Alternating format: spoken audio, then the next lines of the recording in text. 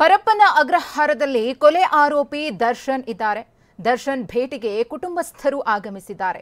ಪರಪ್ಪನ ಅಗ್ರಹಾರ ಬಳಿ ಪತ್ನಿ ವಿಜಯಲಕ್ಷ್ಮಿ, ಮಗ ಮತ್ತು ದರ್ಶನ್ ಅಕ್ಕನ ಮಗ ಬಂದಿದ್ದಾರೆ ದರ್ಶನ್ರನ್ನ ನೋಡೋದಕ್ಕೆ. ರೇಣುಕಾಸ್ವಾಮಿ ಕೊಲೆ ಪ್ರಕರಣದಲ್ಲಿ ನಟ ದರ್ಶನ್ ಪರಪ್ಪನ ಅಗ್ರಹಾರ ಜೈಲಿನಲ್ಲಿದ್ದಾರೆ. ಇದು 3ನೇ ಬಾರಿ ದರ್ಶನ್ರ ಪತ್ನಿ ವಿಜಯಲಕ್ಷ್ಮಿ ಮತ್ತು ಮಗ ಅವರನ್ನ ನೋಡೋದಕ್ಕೆ ಬರ್ತಾ ಇರೋದು. ಇದೀಗ ಪತ್ನಿ ಮತ್ತು ಮಗನ ಜೊತೆಗೆ ಅವರ ಅಕ್ಕನ ಮಗ ಕೂಡ ಬಂದಿದ್ದಾರೆ, ಗಮನಿಸ್ತಾ ಇದ್ದೀರಿ. ಇವರೇ ದರ್ಶನ್ ರವರ ಅಕ್ಕನ ಮಗ.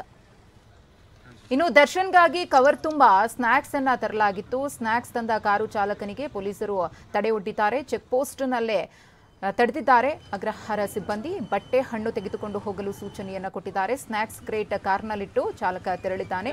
ಬಟ್ಟೆ ಫ್ರೂಟ್ಸ್ ಬ್ಯಾಗ್ ಜೈಲಿನ ಒಳಗಡೆ ಚಾಲಕ ಕೊಂಡೊಯ್ದಿದ್ದಾನೆ. ಗಮನಿಸ್ತಾ ಇದ್ದೀರಿ ಯಾವ ರೀತಿಯಾಗಿ ದರ್ಶನ್ರಿಗೋಸ್ಕರ ಒಂದಷ್ಟು ಸ್ನಾಕ್ಸ್ ಅನ್ನು ಪ್ಯಾಕ್ ಮಾಡಿ ತರಲಾಗಿತ್ತು. ಆದರೆ ಅದು ಯಾವುದನ್ನು ಕೂಡ ಸಿಬ್ಬಂದಿ ಅಲೌ ಮಾಡಿಲ್ಲ. ಜೈಲಿನ ಒಳಗಡೆ ಬರೀ ಬಟ್ಟೆ ಫ್ರೂಟ್ಸ್ ಬ್ಯಾಗನ್ನು ಮಾತ್ರ ಒಳಗಡೆ ಕೊಂಡೊಯ್ಯೋದಕ್ಕೆ ಅವಕಾಶವನ್ನ ಮಾಡಿಕೊಟ್ಟಿದ್ದಾರೆ. ಮತ್ತೊಂದು ಕಡೆ ದರ್ಶನ್ರ ಭೇಟಿಗೆ ಅವರ ಕುಟುಂಬಸ್ಥರು ಆಗಮಿಸಿದ್ರು. ಜುಲೈ 18ರವರೆಗೂ ಕೂಡ ನಟ ದರ್ಶನ್ ನ್ಯಾಯಾಂಗ ಬಂಧನ ಅವಧಿ ವಿಸ್ತರಣೆಗೊಂಡಿದೆ. 18ರವರೆಗೂ ಕೂಡ ಜೈಲಿನಲ್ಲೇ ಇರಬೇಕು ಪರಪ್ಪನ ಅಗ್ರಹಾರದಲ್ಲಿ.